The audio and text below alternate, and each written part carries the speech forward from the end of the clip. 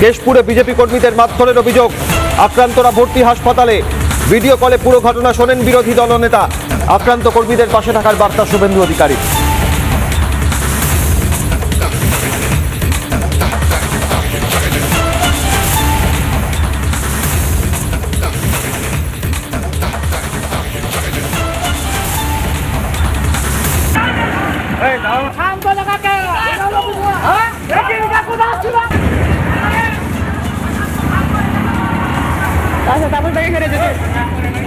একদিকে বিজেপি কর্মীদের মারধরের ঘটনার ছবি আপনাদের সামনে কেশপুরে, অন্যদিকে পুরো ঘটনা শুনলেন শুভেন্দু অধিকারী। ভিডিও কলে পুরো ঘটনা শোনেন, আক্রান্ত কর্মীদের পাশে থাকার বার্তা দেন বিরোধী দলনেতা।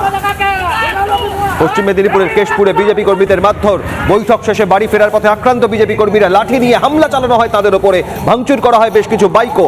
আক্রান্তরা ভর্তি হাসপাতালে, আর তাদের পাশে থাকার বার্তা দিয়েছেন বিরোধী দলনেতা শুভেন্দু অধিকারী। ভিডিও কলে পুরো ঘটনা শোনেন শুভেন্দু অধিকারী। কিভাবে সবাইকে মিটিং চলাকালীন মেরেছে হাসপাতাল কোর্ট আমাদের কেশপুরের আনন্দপুর থানায়। এই দেখুন পা ভাঙচুর করে দিচ্ছে আমাদের আদিবাসী নেতা সুকেশ সরেন, জেলার জিএস, তাকে পর্যন্ত মারধর করেছে। তার ঘাড়ের কাছে চোট, ঘাড়ে লেগেছে এবং তাকে হাসপাতালে ভর্তি আছে। আমাদের পা ফা সব ফ্র্যাকচার। এই যে পাটা একবার দেখুন দাদা, আমরা এসপি অফিসের সামনে বসে আছি না। করাও দরকার হলে মেডিকেল কলেজে কোনো ডাক্তার নেই, কিছু নেই, স্পন্দনে ঢোকাও। আর সুকেশের যদি সিরিয়াস থাকে ওকে দিয়ে রেফার করে দাও, আমি কলকাতায় ভর্তি করাচ্ছি প্রাইভেট নার্সিংহোমে। আর ওখানে অবস্থান ধর্ণা তোলার বিষয় নেই, চালিয়ে যেতে হবে। এবং কেশপুর থানায় মেলে এফআইআরটা পাঠাও। ঠিক আছে। সরেজ সহ আদিবাসীদের মেরেছে, একেবারে সেই যে সেকশনে মামলা হওয়া উচিত সেই সেকশনে যেন মামলা হয়। তোমাদের উপর যখন হামলা করলো লাঠি সোটা লোহার রড নিয়ে, তখন তোমরা ক্যামেরা করেনি।